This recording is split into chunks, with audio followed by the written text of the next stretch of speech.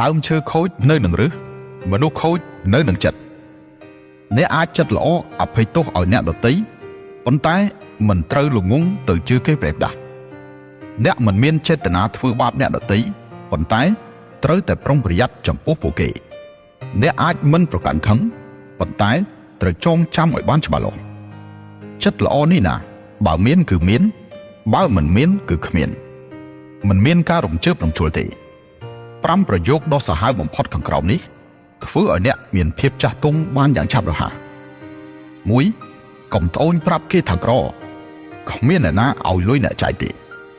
2. កុំត្អូញប្រាប់គេថាហត់គ្មានអ្នកណាជួយធ្វើជំនួសអ្នកទេ 3. កុំឲ្យតែស្អីបន្តិចស្រក់ទឹកភ្នែកគ្មានអ្នកណាខ្វល់ពីអ្នកទេ